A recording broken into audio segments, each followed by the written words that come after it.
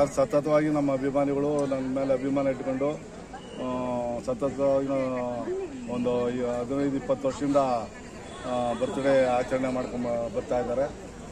ಒಂದು 20-25 ವರ್ಷದಿಂದ ಆಚರಣೆ ಮಾಡ್ಕೊಂಡು ಬರ್ತಾ ಇದ್ದಾರೆ. ತಿರ್ಗಿ ನಾವು ಅಷ್ಟೇ ಸ್ಕೂಲ್ಗಳಿಗೆ ಬುಕ್ಕು ಬ್ಯಾಗು ಇವೆಲ್ಲ ಕೊಡೋವಂಥದ್ದು ವರ್ಷನೂ ಮಾಡ್ತೀವಿ. ಪುಸ್ತಕ ಪೆನ್ನು ಇವೆಲ್ಲ ಕೊಡೋವಂಥದ್ದು. ತಿರ್ಗಿ ಬಡವರಿಗೆ ಸಹಾಯ ಮಾಡೋವಂಥದ್ದು. ತಿರ್ಗಿ ಹೆಲ್ತ್ ಕ್ಯಾಂಪು, ಯಾರಿಗೆ ಹೆಲ್ತಿನ ಪ್ರಾಬ್ಲಮ್ ಇದೆ, ಯಾವುದಾದ್ರು ಕಿಡ್ನಿ ಸ್ಟೋನ್ ಇರ್ಬೋದು, ಹಾರ್ಟದ್ದು ಇರ್ಬೋದು, ಬೇರೆ ಬೇರೆ ಕಣ್ಣದಿರ್ಬೋದು, ಬ್ಲಡ್ಗೆ ಸಂಬಂಧಪಟ್ಟಿದ್ದು ಪ್ರತಿಯೊಂದು, ನರದ ಸಮಸ್ಯೆ ಇರ್ಬೋದು, ಸ್ಟೋನ್ ಇರೋದು ಅಂತ ಇರ್ಬೋದು, ಅಂಥವನ್ನೆಲ್ಲ ಇಲ್ಲಿ ಇವತ್ತು ಚಿಕಿತ್ಸೆ ಕೊಡ್ತಾರೆ. ಅದನ್ನು ಆಪ್ರೇಷನ್ಗೂ ನಾವು ಸಹಾಯ ಮಾಡ್ತೀವಿ. ಆ ರೀತಿಯಾಗಿ ಪ್ರತಿ ವರ್ಷವೂ ಇಲ್ಲಿ ಈ ಭಾಗದಲ್ಲಿ ನಮ್ಮ ಅಭಿಮಾನಿಗಳು ಇದು ಮಾಡ್ಕೊಂಡು ಬರ್ತಾ ಇದ್ದಾರೆ. ನೀವು ನೋಡ್ತಾ ಇದ್ದೀರಾ, ಇಲ್ಲಿ ನಾವೇನು ಇದು ಮಾಡೋದಲ್ಲ, ಅವರೇ ಸಂತೋಷ ಬಂದು ಆಚರಣೆ ಮಾಡೋದು ಇಲ್ಲಿ ರೂಢಿ.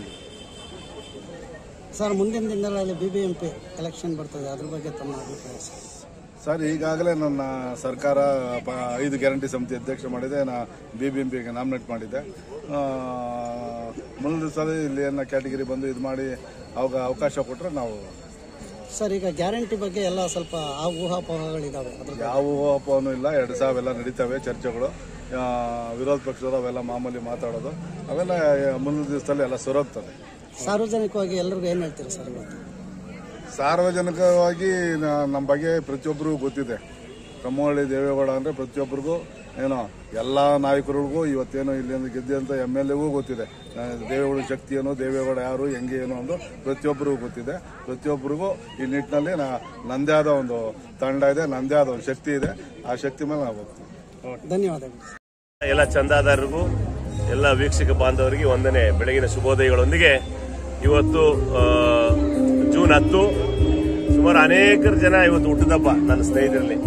ಅದರಲ್ಲೂ ಇವತ್ತಿನ ನಮ್ಮ ದಾಸರಳ್ಳಿ ವಿಧಾನಸಭಾ ಕ್ಷೇತ್ರದ ಗ್ಯಾರಂಟಿ ಅಧ್ಯಕ್ಷರಾದ ಸನ್ಮಾನ್ಯ KC ವೆಂಕಟೇಶ್ ಅವರು, ಅಲಿಯಾಸ್ ದೇವೇಗೌಡರು ಅಂತ ಕರೀತಾರೆ ಎಲ್ಲರೂ, ಅವರ ಹುಟ್ಟುಹಬ್ಬದ ದಿನ ಅಂಗವಾಗಿ ಇವತ್ತು ಈ ಪ್ರದೇಶದಲ್ಲಿ ಬಡವರಿಗೆ, ದೀನದಲಿತರಿಗೆ ಮತ್ತು ಹಣಕಾಸಿನ ಪರಿಸ್ಥಿತಿಯಲ್ಲಿ ಮುಗ್ಗಟ್ಟಿರತಕ್ಕಂಥ ಕುಟುಂಬದವರಿಗೆ ಇವತ್ತು ಉಚಿತವಾದಂತಹ ಆರೋಗ್ಯ ಶಿಬಿರವನ್ನು ಏರ್ಪಡಿಸಿದ್ದಾರೆ.